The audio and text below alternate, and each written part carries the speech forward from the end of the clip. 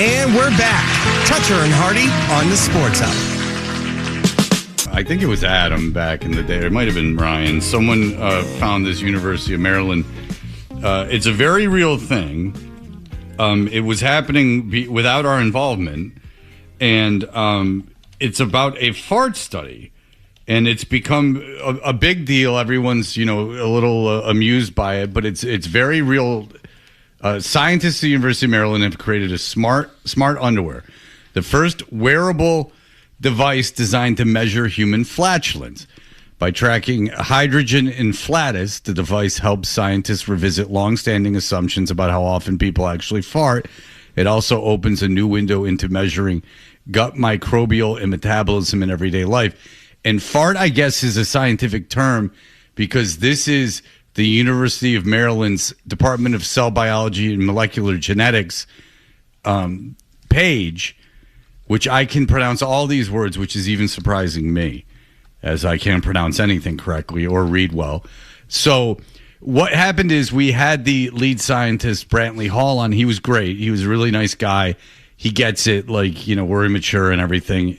But he was so rolling with the punches and cool about it that he was really fun to interview. I'm sure we'll have him on again. But he said, we'll give you fart monitors. And so we said, great. And he gave us two. So one was going to Nick because of his the fact that he's had 3 strokes, which I don't think I knew. And now I want him treating his body better, legitimately. Nick, if you don't want to keep having strokes, you gotta get that going. But anyway, maybe this will help him. And we didn't know what to do with the other monitor, and we decided that after much internal debate, that we were going to give it to our old friend Adolfo Gonzalez. Adolfo Gonzalez. Hello. Will be part of the summertime. If you got the blues this summer, look no further than when we measure Nick and Adolfo's farts. Now, it's not as just simple as wearing this underwear, or it's like it's about the size of a nickel. This thing that you have to, you pin to your underwear, and you wear it only for 3 days. But it's not just that. You have to download this app, and they want you to take a picture of your food, which makes sense because they want to know how diet reflects how often you fart. And Adolfo, thank you first of all for joining us. It's a pleasure, sir. Hello, friends. How we doing? You talked to Kendra, I heard yesterday. We had a listener tell us that you called into Kendra's show. I did. She was taking calls, and I decided to call in. Okay, well, first of all, how's everything going for you? It's going. Are you still proud that you fixed my phone via text message?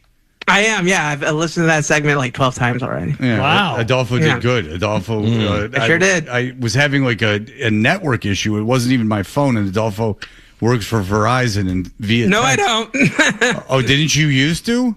Nope. Oh, did you work with cell phones, though? Yeah, I do. Okay. Yeah, you you work said- at I kiosk don't at want the that mall? I don't want to be misrepresented here.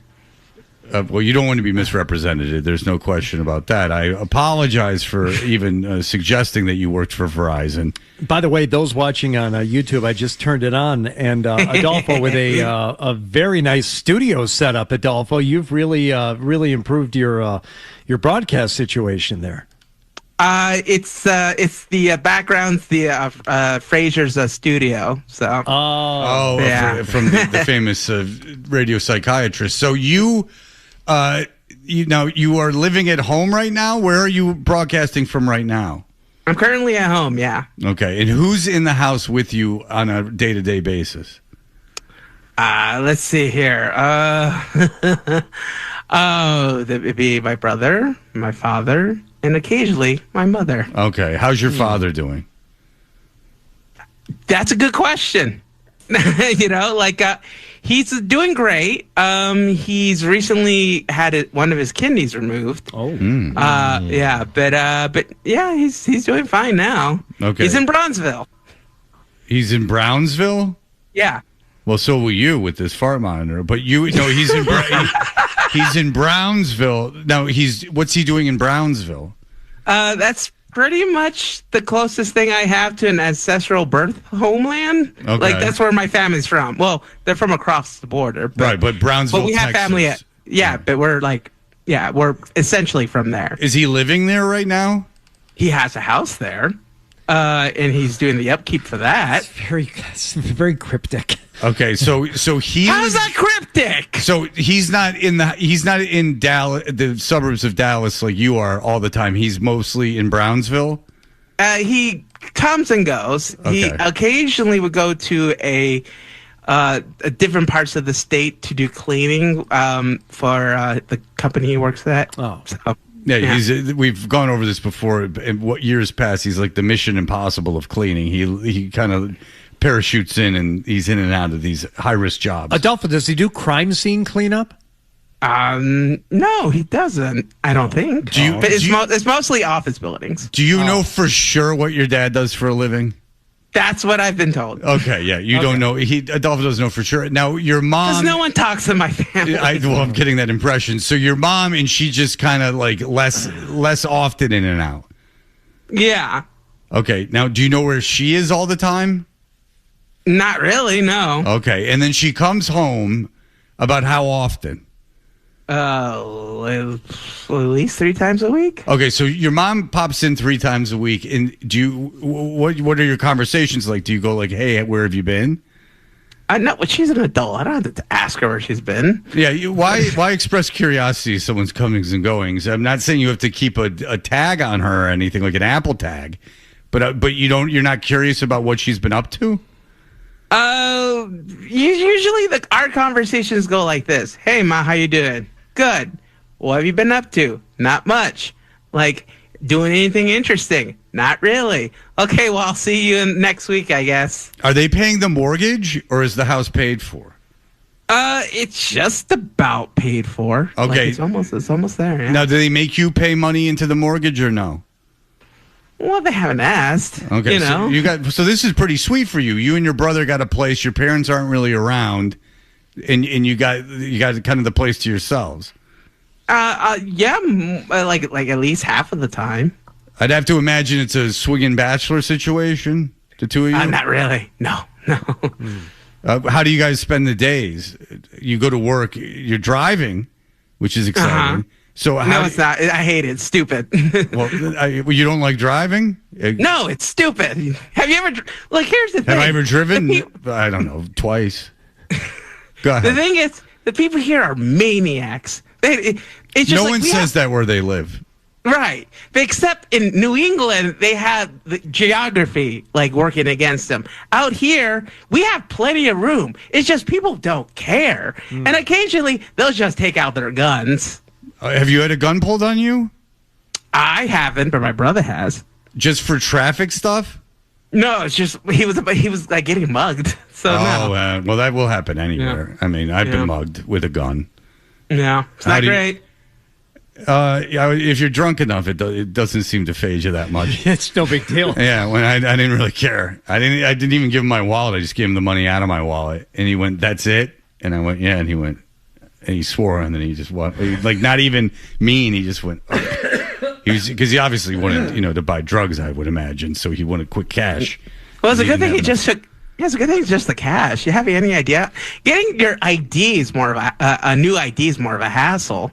Well, that's why I didn't want to give him my wallet. And the girl that I was with just ran up the stairs and tripped and threw $3 down. I'll never forget. $3, crumpled $3, and he picked it up and he goes, "Is that it? Is that all you got?" I go, don't take my wallet. He had a pearl-handled pistol, which I always thought was classy. Yeah, it was like a weird gun. It didn't seem like a gun. Mugger. Yeah, it seemed like something that he had maybe just broken into a house and found some guy's like Old West gun collection or something. It was like a weird gun. Who even knows if it was real? So anyway, I mean, he didn't shoot it off or nothing. So Adolfo, if just to give us a little preview, because I don't know when exactly we'll start with the fart monitor, sometime relatively soon. But are you comfortable taking a picture of everything you eat? This isn't for us. He wants you to do this for the study. Uh-huh. Well, no, it is. Yeah, it is for the study. That's not a joke. I'm sure it's a nice little bonus, but yeah, I don't mind. Well, But no, you're we're doing the content for us, but like the reason he gave us the monitors, his end of it is that he does want the research like correctly done. I'm not making that up. No, obviously, yeah, for sure. The farting things is funny because farting is funny and we're dumb kids mentally. But he does want you to do this. So he wants you to take a picture of the food. Are you comfortable with that? Yeah, that's fine. But I mean, it's for science, but you're going to be very disappointed. About what you eat? Oh, yeah. It's not going to be as exciting as you think it is. Well, I was on the edge of my seat. Why? What are you predicting? Disappointed in what way? In terms of the funny factor, I guess. But no, I've been trying to take care of the farting is the funny factor. The food is. I didn't even know you had to take a picture of the food until Nick got the things. Well, yeah, if that's not a big deal, then why Nick got all bent out of shape about it? Because he didn't get bent out of shape about it. He told us that he was. Oh yeah, had been for years, a couple times a week, getting up in the middle of the night without him knowing it. Him getting up without him knowing it, sleepwalking into the kitchen and eating vast quantities of food. Yeah, it was going to be an issue for him documenting everything he ate because he doesn't remember everything that he eats. And then we talked to his wife, and it's all true, and it's never even occurred to him after 3 strokes to go to the doctor and tell him that. He's at the doctor anyway, and he doesn't tell him that. You know, Adolfo? Oh, boy. Poor Nick. All right, so why is it going to be disappointing what you're eating? I know it's not funny. I didn't expect it. I didn't think you ate like clown feet. I mean, but you know, but what did you think our expectation of what you would eat would be? I thought it was kind of like back in the day how I used to eat. It's just like, well, basically, I would eat what is ever around. Right. So, like, yeah, you were struggling. You were eating whatever I was buying for you, basically. Yeah, basically. Yeah. Do you think we're going to be disappointed in you're not eating as much as we think you do? You're eating less. You're eating healthier. What? A little bit of the less and healthier. Okay, like that's good. because my strategy, my goal is to like burn off in advance calories I'm about to consume for the day. So that way I'm at a deficiency at the end of the day. Right. Well, that is a unique way of looking at it, the deficiency in calories to lose weight. So you think that what we wanted you to do was eat a lot? Well, I thought that would be the expectation. No. No, I don't care what you eat. Yeah, don't change your habits I know at you all. don't care. No, not even for the show. I don't care what you eat. It's not of importance to me. But you're not. Yeah, but Hardy's right. You're not going to show off for 3 days, are you? The only habits you have to change is wearing this monitor and then documenting what you eat. You don't have to. You don't have to do anything differently beyond that. Well, in terms of farting, there'll be plenty of that. All right. How much would you estimate you fart a day? Oh, let's see here. At least a dozen. Oh, I think it'll be more than that. There were people that were like 170. Yeah. Mm-hmm. Like the lowest was 2 or something, and then the highest was 170. You have to at least be in the middle, I would assume. What would shock you in terms of a number? Let's see. What would shock me? It'd be shocked if I got somewhere in like the 200s, maybe. Okay. Yeah, well, that would be shocking to I think all parties. Yeah. Is there something that you eat that I've heard Joe Murray talk about how he can't eat certain foods at like sporting events or concerts because he'll immediately be hit with savage diarrhea. Is there anything that you avoid that you think might upset your stomach more than other things? Well, let's see. I've been taking it easy on like spicy and greasy foods. Okay. I'm getting up there on age there, T. I know. I met you when you were 18. I'll be 40 in 2 weeks. That's fun. All right, so and I look great. How much you weighing now? This is for science. Okay, so I recently have lost about 20 pounds. That's good. So, yay me.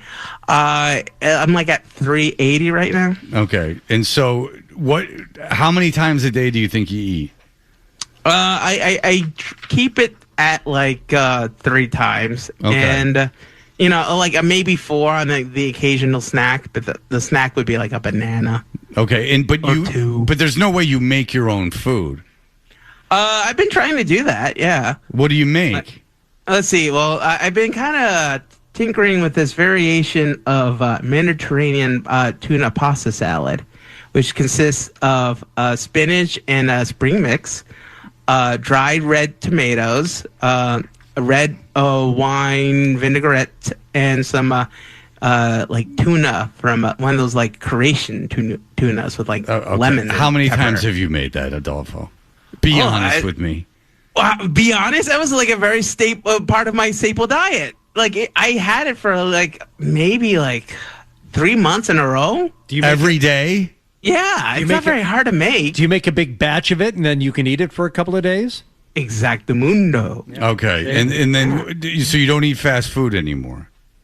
Not as much. I'll do it as like a treat. I mean, fast food is not as fast or cheap as it used to be. That's true. That's true. Yeah? Do you want? I might as well go out. Do you want John to send you some recipes? He's got a great shrimp scampi. That's right. That he's been keeping under his lid, but I'm sure he'd be willing to share it with you. Anything I can make in like in bulk, that'd be great. Yeah. Okay. Have you been showing off the fart monitor to people since you've received it? Have you been walking around town letting people know? Just I've been kind of like wearing it as a belt, kind of like as a belt buckle. Of pride. Yeah. Right. Mm-hmm. You're in a sea of belt buckles out there in Texas. People love belt buckles, and so you think that you can keep this thing on you for 3 days and document the food and everything? That shouldn't be a problem. All right. I'm just concerned about keeping it charged or whatever. Have you charged it? Not yet. Okay. All right. Well, you have your pamphlet? Yeah, I got everything, and I'm sure if I have any questions, I'll consult Nick.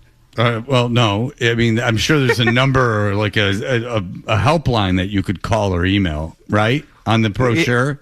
Yeah. Why is Hardy's face covered right now? What would I say? What because I do? he's blind leading the blind, I think is what he's saying. Is if you're reaching out to Nick, how the hell is he going to know what's going on? Yeah, I would rather have you reach out. And Adolfo, I trust you way more technologically than I trust Nick. So I don't think you're going to have any questions about it. But if you do, I would recommend you going on the website or placing a phone call before you call Nick. Well, that's a good point. I didn't get my Zoom invite until 30 minutes before I was coming on. So if you told your parents, if you said my name to your parents, would they have any idea what you were talking about? No, they would thought they think you were the other guy. Oh. Yeah. Well, you got to change that. Well, because they actually met him. They never met you. Okay. So I'm the nice one that they've never met. Well, they thought he was nice. So. It's the mask. Yeah. All right. Very good. All right, Adolfo. We're thinking next week. For doing this next week. Yes. Wait, what? Next week? So, I thought this was gonna be like a 3-day thing, right? No. So do I start today? You would start next week. Start next week. Yes. Okay. Oh yeah, because we got too much sports going on. I got it. There's no sports, but we have to go to this Travelers Championship. Right. Oh, gotcha. Okay. All right, next Adolfo. week then. Okay. Lock it in just in time for my 40th. Okay. Next week is your 40th birthday? It would be, yeah. I think. What's your date of birth? July 7th, 1986. All right, so that's 2 weeks. 2 weeks from tomorrow. Oh, it's a week for tomorrow. Yeah, that's fine. 2 weeks from tomorrow. 2 weeks. 2 weeks. Oh, I'm already thinking it's July. And you're going to be 40? Do you have any plans for what you're going to do for your 40th birthday? I'm thinking maybe doing something with the family, Do you think they're going to actually know it's your birthday? Oh, yeah. Well, I mean, they would know that. We're not, Okay. we're not that disassociated from each other. Okay, well, that's good to know. I hope someone does something nice for you, Adolfo. We'll certainly check in. All right, Adolfo Gonzalez. It's we're on the verge of science. Hardy, if you can take us out with one of the songs, Adolfo. Very excited. Appreciate it, buddy. Thank you for having me. All right, talk to you later. Bye. Bye. This is the new and improved version. Noise of summer. All right. Well, it's good that Adolfo's doing well. He eats. He's not going to surprise us with his eating. He's only 375 pounds.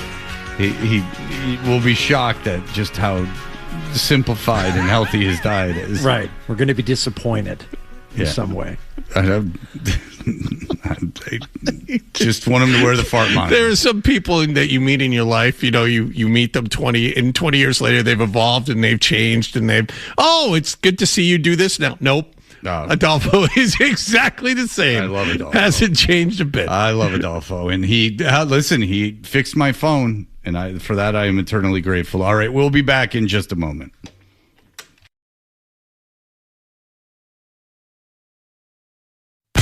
You've been aggravated since we turned the mics on. I don't know what it is. I don't have time to think about that right now. Roger and Hardy. It's ridiculous. The Sports Hub. Swing and a miss. He struck him out to end the ball game, and it ends 3-1 Seattle. So the Red Sox can't sweep them. They do take this series 2-1, heading on to Denver. Tim Healey covers the Red Sox for the Boston Globe. He joins us. Tim, hello. Thank you for joining us. Hello. Thank you. Appreciate it. You're following Adolfo Gonzalez, so good luck. But all right. So let's get into the driveline stuff. The head of driveline's no longer with the organization. He says he has a bunch of other more important things to do. What are you hearing is going on with that? What I'm hearing is Kyle Boddy is gone from his role as special advisor to Craig Breslow, and all of the other former Driveline employees remain in the organization, including on the major league coaching staff, in player development, etc. So as best I can tell, it doesn't change a whole lot for the Red Sox. They still are very much buying into the Driveline approach, as they have for 2.5 seasons now under Craig Breslow. I've heard that it's not as big a deal as people are talking about, but they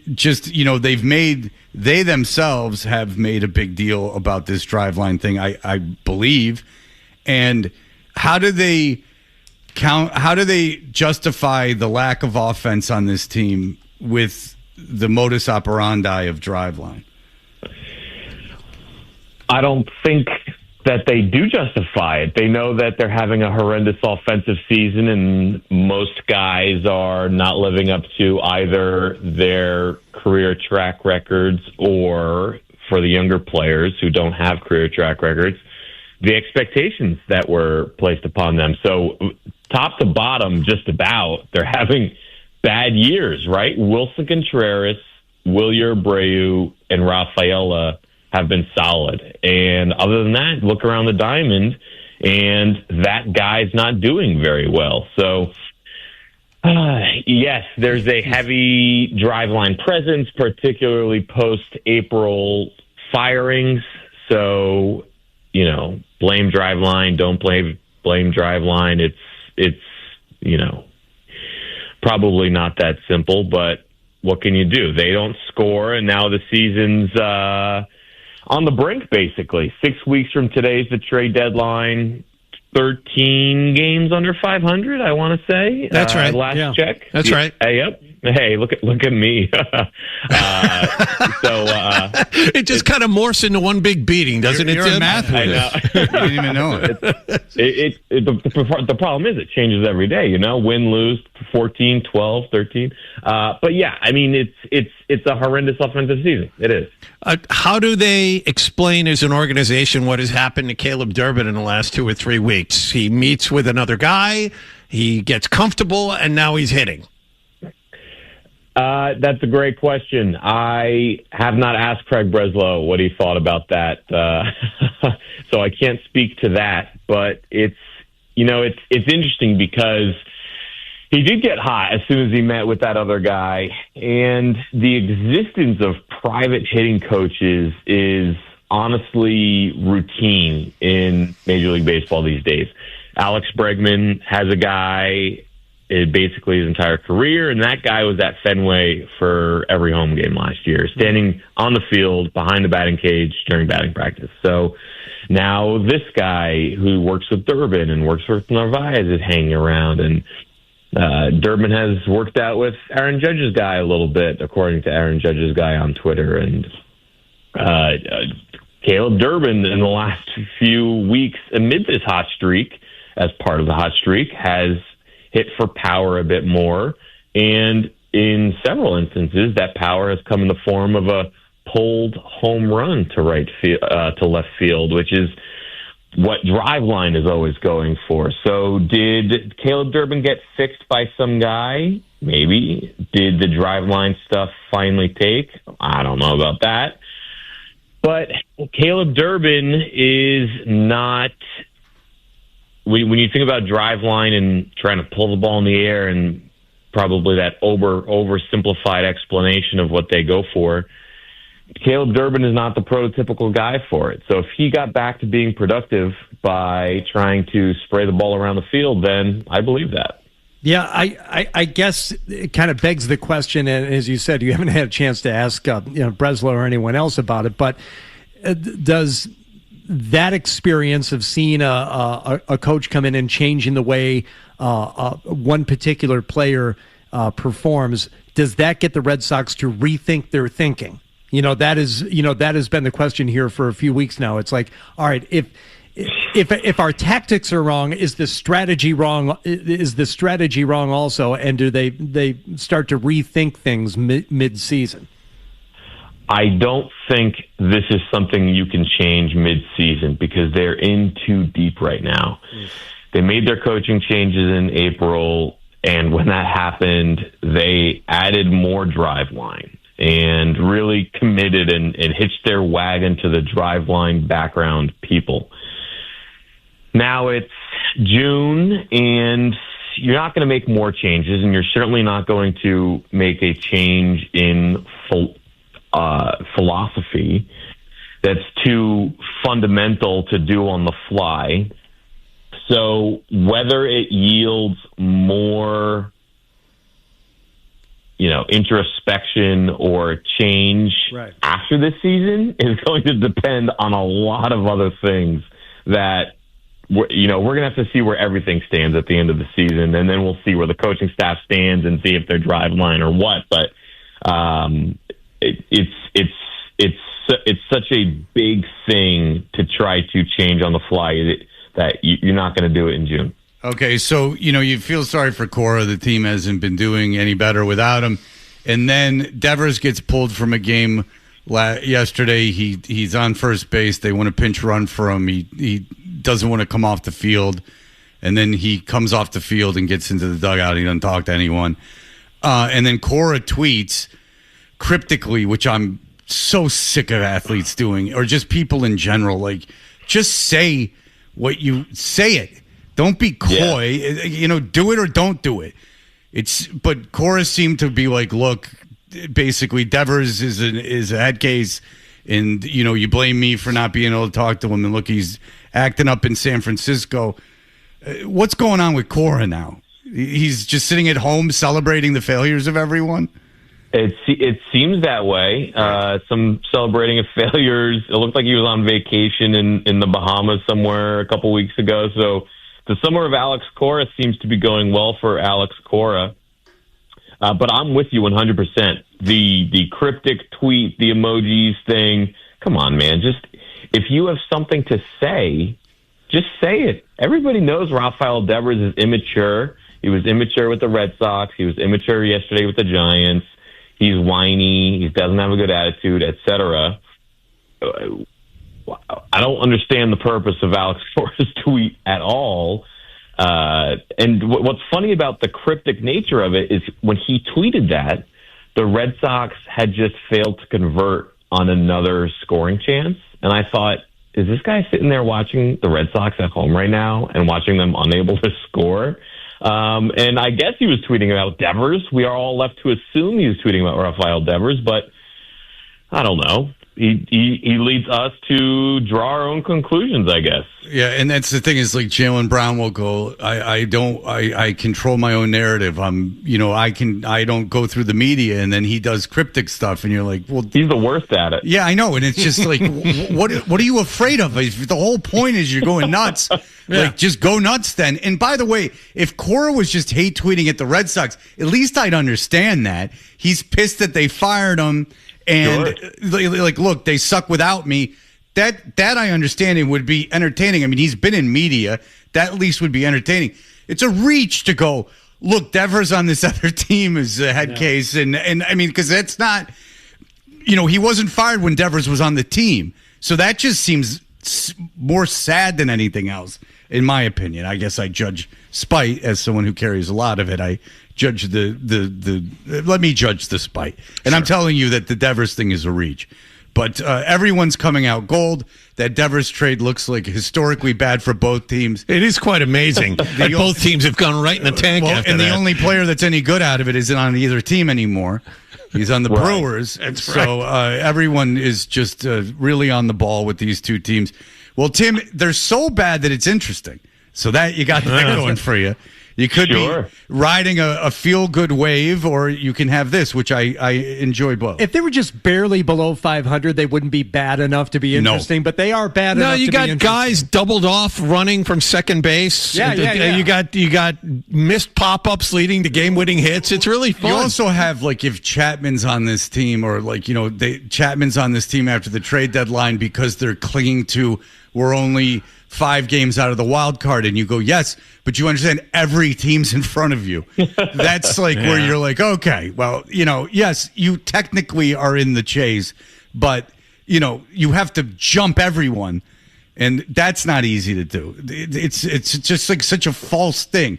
Oh, they're only 6 games out. Yeah, everyone but 2 teams is in front of them, and the Royals are only a half a game behind them, and the Angels are only a game behind them. So everyone's in it. 13 games under 500. Which is all the more reason to deal, because if these other stupid teams won't do it, then you do it, and you reap the rewards. Yeah. All right. Well, very good. Tim Healey, we love talking to you. You do a great job, and we look forward to talking to you again soon. Thank you very much. All right. Enjoy it. There you go. Tim Healey. I like Tim. All right. We'll be back in just a moment. Here are the headlines.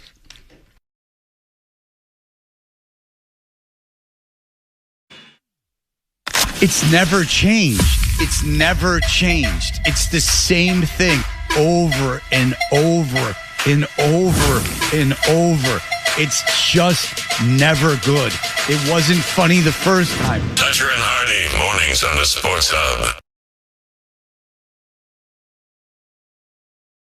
Hey, we are Toucher and Hardy. John has been mentioning his headlines, a massive deal in the NHL yesterday, as the Florida Panthers have now become partially the U.S. men's Olympic team. The big parts of it, and very popular in St. Louis. Go ahead, Jonathan. What happened? Florida Panthers sent 2 first-round picks this year, numbers 9 and 25, a first-round draft pick in 2029, because that's the next draft pick, first-round pick they have. One of them goes to the Bruins in that period of time. And then a second-round draft pick in 2030 to Ottawa for their captain, Brady Tkachuk. So Brady and Matthew Tkachuk will now be playing on the same team. Right. In addition to Barkov and all those other guys as well. Yeah. Brady Tkachuk apparently wasn't necessarily looking to leave, didn't want to leave, but there was all this conversation that started after the Olympics, and you see the way the two brothers played together, and there seems to be this notion, like now in 2026, that maybe U.S.-based teams have a fan base that would like to see U.S.-born players on them. Now, I don't know if that's a huge part of the calculus here, but certainly having the brothers together who have a chemistry not just together, as brothers and on the ice, but also, Fred, because they started a podcast together last year. And now they've got that added chemistry. They speak a podcast language, which ironically is unspoken. I wonder if it's going to ruin the dynamic of the podcast now, though, because they're both on the same team. It was so interesting because they were on other teams. Right. In different parts of the world. One was in Ottawa, so you had that whole life perspective, and the other one was in sunny Florida. So it was kind of a odd couple situation, which I don't know if they now get that they're on the same team. I worry about the podcast. That's the real loser in this. Yes, Jonathan. The Florida Panthers have turned into the LA Rams as far as their picks are concerned. They do not have a first-round pick until 2030. So what? Look at what happened to the Bruins, though, in a way. Like, that's the downside of this is that, the Bruins, if they would have won another cup, it would have been all worth it. But the Bruins tried to, tread water with an aging core by just saying F them picks. And then what happens is if you don't win, obviously, now you're in a situation where you're not going to be good for a very long time. There's also a small Bruins component to this big trade. Florida didn't have 2 first-round draft picks entering yesterday. They had to trade a 23-year-old forward named Mackie Samoskevich, but he played 14 minutes a game, had like 30 points in 77 games. But, the Bruins, they got a first-round draft pick and a conditional second for him. Over the weekend, you heard rumors that the Bruins were shopping Pavel Zacha. Zacha's far better than this kid. He's 29. He's a center, scored 30 goals last season, and is signed for 1 more year at a reasonable amount. How did they get that much for a guy who plays 14 minutes and 30 points in 70 games? A good question. I think they're projecting forward. This kid is in his young 20s. Maybe they project him as a future star. The Seattle Kraken were the team that traded for him. But regardless of why, this guy Samoskevich got a first and a conditional 2. If you were to trade Pavel Zacha, how much could you get for him as a result of this? Well, if you trade Zacha and you don't get a center or defenseman in return, which are 2 positions that you're going to have to fill, right shot defenseman and center this offseason in some way, shape, or form.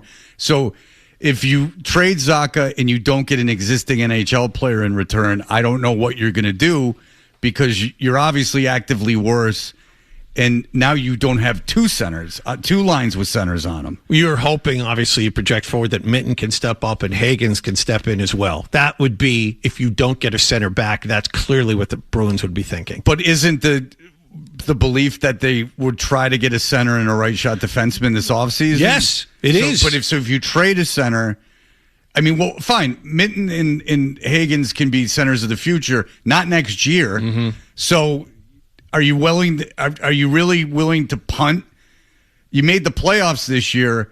I wouldn't trade picks for players necessarily, but I don't know if I'd get rid of one of my better players at a position where we're very weak. We, not me. We being like if I'm the Bruins. Yeah. Where we are very weak, in order to acquire future picks, because then you are kicking the can further down the road, which I don't think is necessary right now. The report comes from Frank Saravalli, who covers the NHL in Canada. His report is the preference is to sign Zacha to a contract extension, obviously. Yeah. But they are still listening on him. I don't know why if he'd want to leave. I mean, he had to. He's probably about the best opportunities he's going to get here, and he's due for a big pay. He's due for a real big pay raise too. Right. So I don't know what the incentivization, unless they're really lowballing, would be to leave Boston, and that's the problem if you're Ottawa, is that you can't keep anyone. It's like being on any small market baseball team. Like if you're gone, right, and it's just no one wants to play in Ottawa, which is not more than we want to play in Buffalo. I used to do something, an exercise with the hockey players. I'd say because they'd answer it. Back then, they don't do it anymore. As I'd say, where wouldn't you play? Mm-hmm. And I'd expect them to say Edmonton. Ottawa's not even that bad, but I would expect them. It's just really small, and I guess the rinks in the suburbs, and there's really no downtown anyway.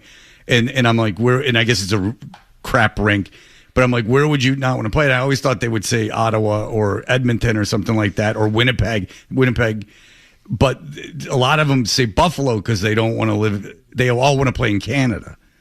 Like that used to be something. Obviously, Brady Tkachuk doesn't care about playing in Canada. If I want to play in Canada, where do I not want to play? Buffalo, which is almost Canada, but it's not. So what's the point? Yeah, I always felt sorry for Buffalo because like every player, because you think they say Edmonton. I don't even know if Winnipeg. I mean, Winnipeg wasn't a franchise for some of these years, but I always thought they'd say Edmonton. What the hell is Edmonton? How is it even a city? I don't know what the commerce is. People seem to like Calgary because of the bar where they get the women, the fake boobies. Yep. Which now I wonder if it's fake asses as the social mores have changed. So I mean, maybe they've reversed course and gone Brazilian butt lifts. But they used to have a place where you sign a contract, apparently, to be a waitress there for a certain amount of time, and they would give you breast implants, and the players love it. And so they would be sure to be on the road if they were working with the team when they were in Calgary. Does Canada have any kind of industry like Mexico does? I mean, south of the border, you go down there for your questionable cosmetic surgery. Does Canada offer something similar? Oh, sure. They have many good-natured compliments to share. Absolutely. They have different bacon, which they're very excited by. Back bacon. Yeah. All right. We'll be back in just a moment. Giselle, not nice to Tom Brady. And I saw something. Tom Brady is a very awkward human being. And I have evidence of it. We'll give it to you in just a moment.